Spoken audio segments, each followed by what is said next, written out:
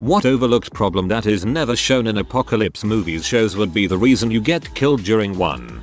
I have vibes, so I would probably be taken by the slow zombies while taking a dump. Seriously, I have to take like 4 a day sometimes, so that's a lot of time when I'm vulnerable, especially if I'm traveling and had to go behind a bush. The fact that I live in the UK, so there will be no guns anywhere easily accessible. We'd have to resort to cricket bats and fisticuffs. Sorry Philip. My husband is really into zombie survival crap and has many of the supplies he'd need to hightail it into the woods and live happily for quite a while. But there's one problem. I leave leftovers out on the counter for an hour and he's like we should probably throw this away. He flips out if something has been in the refrigerator more than a few days. This yogurt expires today. Do you think it's still good? Mother is gonna die of freaking salmonella within 2 weeks while I sit on his ammo pile and live forever on half-rotten beef stew that's been in the freezer for a year. Just thought I should shed some light on the perspective of the African American community. Anytime there are black people in post-apocalyptic movies they stay with the freshest fades. Where are they finding a barber? Once the crap hits the fan, I'll be out here 2.5 weeks and then I'll be nappy as frick. Sure, it won't kill me but it will kill my game. How am I supposed to repopulate if my geometry ain't on point? Denzel Washington in the Book of Eli probably just cut his own hair. With faith. Seeing as I'm pretty sure I've adapted to photosynthesize from computer and mobile device screens, I'd probably die of malnutrition pretty soon after the power went out.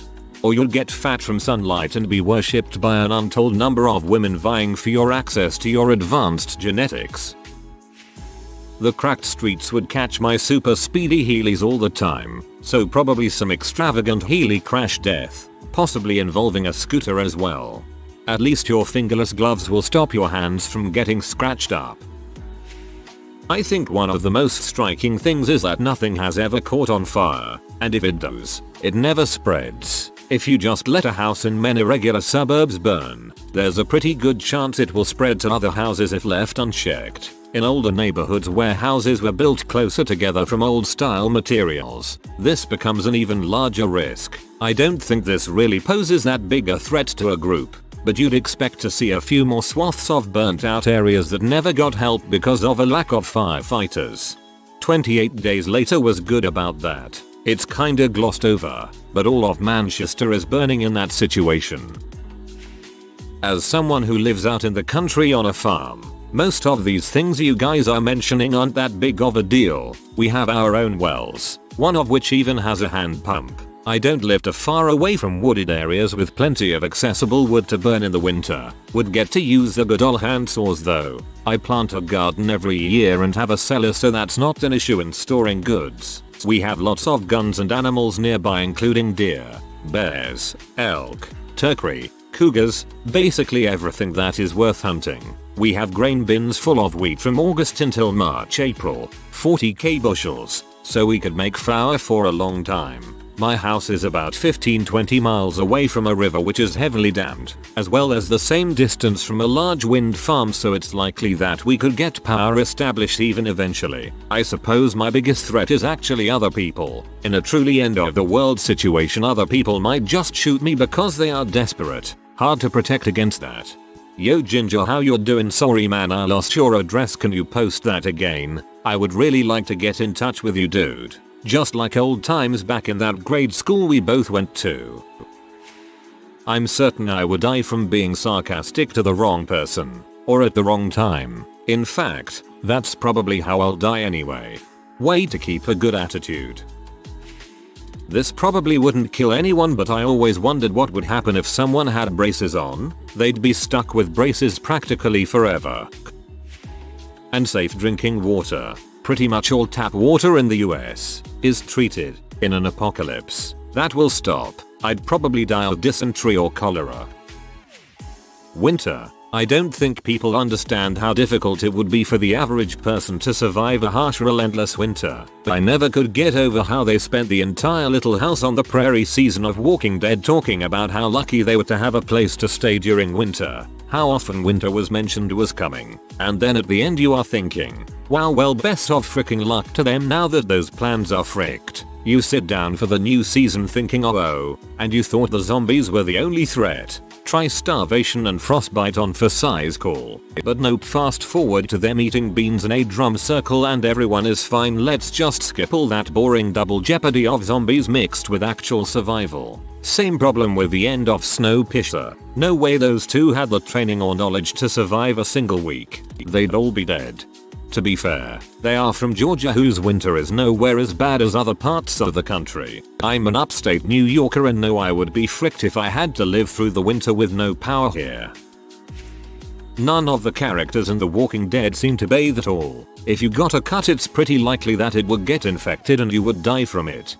Every time a character in that show would frick, I'd be sitting there like, I bet that room just smells awful now. As much as I would love to think I would die fighting off a massive horde of zombies, fighting until the last round in my mag, I would probably die of some unknown infection I got and failed to find the proper medication to treat it. The latter is so boring. Everyone in The Walking Dead and other shows' movies has perfect vision. I wear contacts and am absolutely blind without them. But since you get nasty infections from wearing them too long without proper cleaning solution, it's safe to say contacts wouldn't be a viable option. Also, I would give myself about a week before I lose my glasses, so I'm a goner as soon as those suckers are lost. I live in New York City. I'm just straight up fricked, no matter what kind of apocalypse it is. Zombies, 8.5 million of them beating down my door. Aliens, giant monsters, they always go for NYC. Climate change, well, I can swim I guess, but nope, probably still dead. Plague, again, 8.5 million potential carriers. Anyone well off after a few months are likely unsavory characters. People who hoard all sorts of crap and makes all the preparations but don't have a gun. By the end of a few months, they're somebody else's crap. Anyone with a house full of stuff at that point are not likely to be the original inhabitants. No matter what kind of apocalypse, the only people that aren't going to be starving, or dead of starvation, or murdered by starving starverers, are going to be small rural and coastal communities off the beaten path that band together under a strong, not at all democratic leader, and they are still going to be hungry. That whole monthly period thing. There's always something about the zombies smelling the people, and you're trying to tell me that a week of constant blood isn't going to alert them? In times of physical stress, periods often stop entirely. Freaking children. Well, not freaking them. If you have a 0-6-year-old, you are fricked. All it takes is one whine or tantrum and your whole group, family or whatever will be eaten. Top of all, nobody talks about the average fat butt person who cannot run for even a kilometer or cannot handle weapons. It is always about a fit ex-army or ex-cop. They mentioned it in Zombieland. The fatties fell first.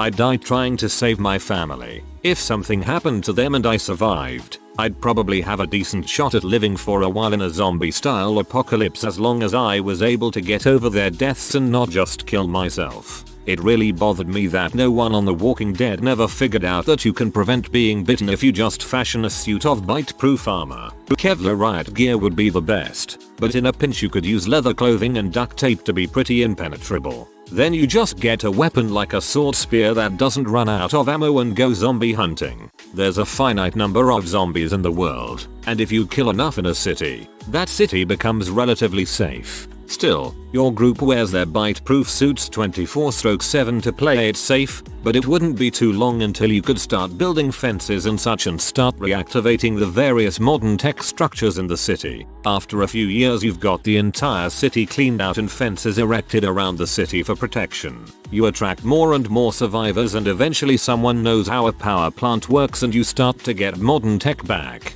Bam! You've got modern tech back and a self-sustaining ecosystem. You can start to rebuild civilization. Food poisoning. My immune system isn't great even with vitamins and disinfectant, and every time I get food poisoning I end up dropping like 5-7 pounds by the time I feel comfortable eating again. This isn't a problem when I can just eat Ben & Jerry's to get my weight back up, but eating partially cooked squirrels shot by a redneck who reuses bolts in an apocalypse? I wouldn't last 3 months. Well, you hardly ever see people eating very much. In real life everyone would be starving and way more irritable. Most people say I'm starving if they haven't eaten in like 6 hours. Now try several days, with non-stop walking to add to that fun. Not to mention the food might not always be the best, so you might get the poops. Nobody seems to ever carry any toilet paper either. In The Walking Dead they do look for food sometimes, but it never looks like enough. The Last of Us it doesn't happen at all. Eating a year-old gallon can of chocolate pudding? Yeah, your guts are gonna be fricked for a while after that. Oregon Trail had it right. I'm more worried about dysentery than zombies. You never see them carrying water. Humans need at least 1 kilogram of water every day. More if you are traveling. Most of the shows show people without so much as a canteen, let alone 4-5 kilograms of water to keep them going. You can't just rely on finding a water source, because there is no guarantee that a water source will be clean, let alone finding it in the first place. Gasoline, oh so precious in the apocalypse, has a pretty crappy shelf life and would probably stop working by the end of the year at the latest. Driving away from rival gangs after your sweet toilet paper? Not in a fully loaded Hyundai you're not. Not sure about diesel though, whatever. Guns, bam bam. Oh crap. I can't hear anything anymore. My ears now have permanent damage and I didn't hear the toilet paper stealing bastard sneaking up behind me with a hammer, and one blow to the side of the head is enough for the sucker to escape with my white gold. If a deaf guy falls in a warehouse, does he make a sound? Heck if I know. Injuries. Most badasses like Rick Grimes shake him off like gnats. In reality, you get shot or break a leg, you're going to die 9/10 times. Swamp butt. All of your toilet paper is gone. Get an infection from all the crap you're carrying around in your butt and die. Rip shit guy. Dehydration. They never really show the severity of it on shows, but without water for like 2 days you're not going to function well at all. Even if it doesn't kill you, yet. Drop bears. There's probably one above you right now.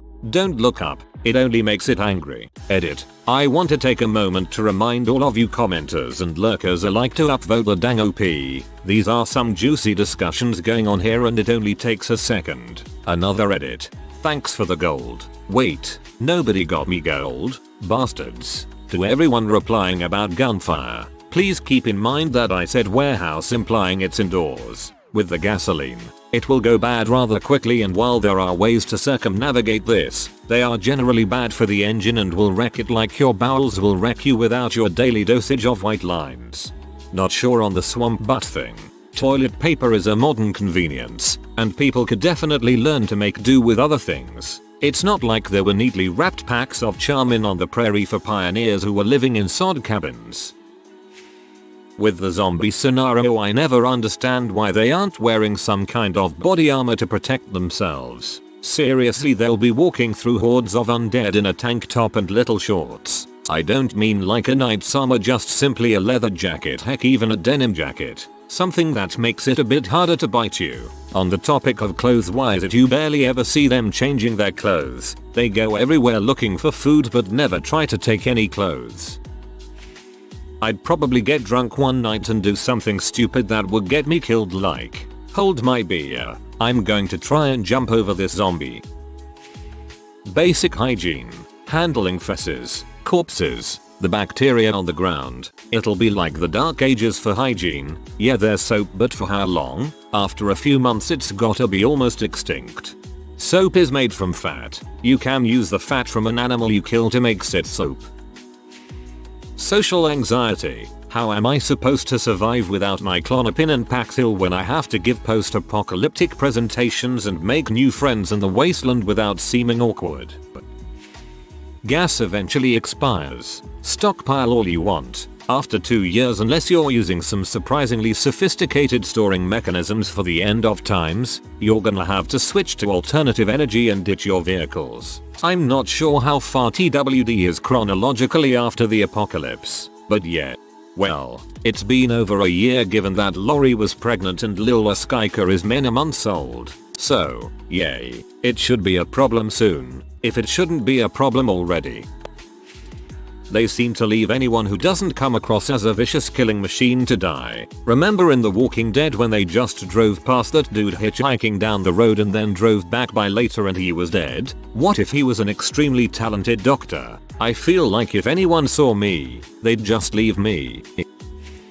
I have food allergies. I am so allergic to cashews that I'll die. I have beaten this without my EpiPen like twice, but only by taking a totally irresponsible amount of Benadryl and being a stupid lucky bastard. I vividly remember the last time. It was an accident. I ate someone's leftovers in the middle of the night because I was starving and they'd just gone home. Guests turned out to be cashew tofu or something. I didn't eat much before I realized, but it did enough. I even more vividly remember when I was crapping my brains out while puking, while every orifice in my body just oozed as my body tried as hard as it could to detox. I remember when I realized that my nose didn't work to breathe, and that I was puking so much that I was sort of holding my breath for longer and longer while I puked. Luckily, I didn't black out, or I definitely have died. It was freaking dumb, but I rode it out, mostly because I was literally almost overdosing on Benadryl. So that's, I'm sure, how I'd go.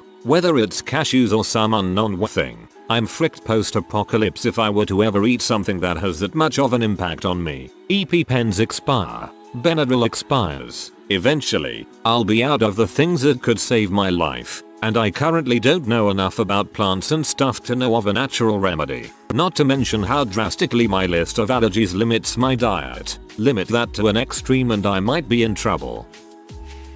First, without my glasses I can't see anything. Second, I'm lazy. My laziness will kill me. Man 1 OMG. Zombie asteroids, alien invasion, we need to run. We need to hide in a safe place, me nah. 5 more minutes of sleep. They're breaking through the door, I don't care. I'm just gonna sleep through it. Or, frick. We need to barricade all the entrances to protect ourselves from the undead for the knee mate. Is that a dog? Gonna go pet it. I don't know about the apocalypse, but if I was crossing the country in a caravan to Oregon, I'd probably die from dysentery. You never see women with period stains on their pants. Where are they finding all these tampons in an apocalypse? I think more women would have blood stains on their pants. More women dead than alive. Common sense dictates one run to the store and leftover tampons pads would last forever in such bulk. I scrolled down pretty far and didn't see this mentioned yet, but I think one of the most horrifying things, specifically for women, would be the mentality had towards them in any sort of postmodern society. While unfortunate, it's just plain truth that men are physically stronger and would likely have to do the more arduous work. This would set women back, maybe not in the respect part at first, but certainly to your most contributing importance is to continue repopulating humanity. I think 28 Days Later pulled this off perfectly in that if there's any fear of humanity ending, most women would be forced to do nothing more than be baby machines, and childbirth is going to be pretty high risk in a post-apocalyptic world, not to mention the danger, stress and hardship involved in raising said child. Post-apocalyptic Earth might be the worst place ever for a woman to be. The depletion of prescription medications. I need Synthroid. After a period without it I'd go into a coma and eventually die. Most people in this thread, Eli 5, how did people survive until the 21st century without gasoline, filtered water, and processed food? In reality most people who survive the initial event would be fine. Life would be tough and things like infections and diseases would be the most dangerous to the average person. In post-apocalypse movies, and others, I see people walking to their destinations a lot, but no one knows how inefficiently slow it is compared to driving. It takes around 10 hours to walk 30 miles, assuming note a few breaks, something you could typically accomplish in a car, presumably in 30 minutes. You better carry a lot of food or hope there's food along the way, I guess. People also think, hey, I walk all the time. Walking for hours shouldn't be too difficult. Wrong. I like to consider myself in good shape. I used to be a long distance swimmer and kept exercising after I stopped. but I've been stranded a few times and had to walk to my destination. The first time I thought it wouldn't be too bad for someone like me. Wrong. After a 7-mile walk I was bleeding from my heels and completely drenched in sweat. Maybe I just suck at walking to places, but it was a B for me. I know that some people run, walk, or hike and it'll be presumably easier for them. But for the rest of us, we're in for a rude awakening if the apocalypse ever occurs and driving isn't an option due to debris and abandoned cars on the road. Movies I can think of with walking long distances: Book of Eli through some desert to California, The Stand, New York to Boulder City, Resident Evil Afterlife, Terminator Salvation, War of the Worlds Kinda Apocalypse, The Road, The Happening, Kinda Apocalypse, The Day After Tomorrow, The South to New York in the middle of an Ice Age blizzard, although I guess he had hiked to the North Pole before, so he had some experience, and lastly Forrest Gump. I know it's not apocalyptic, but running from the East Coast to the West Coast back and forth. Did he just run for years? I mean, east to west and back again would take a year at least. Walking, not running though. But it is Forrest Gump, I guess. Bikes, there's freaking billions of them kicking around. The Road, 2009, is one of those movies that I found to be very true in terms of expectations of what it's like during apocalypse. I didn't have any issues believe it, and it was so real that it actually made me cry at the end. And I almost never cry. Might seem a bit slow in the beginning, but it's a great flick. Salt, without electricity, salt is preserved food, it's hygiene, it's proper body balance. If you needed a lb of salt, where would you get it? No retail locations. Everyone with a brain stripped knows already. I suppose you could start robbing people for it. Read a book called Alas Babylon. Salt is life. Shoe fetish. So many shoes and so few people. Paradise. Until killed by a zombie while blissed out with a pair of Nikes. The biggest one: if you are a woman, you are going to get turned into currency. You will be of value to men and they will collect and sell you. I am surprised this doesn't happen in the majority of them. If you are new to the channel, you can subscribe. I publish new videos every day. Until then, check another video.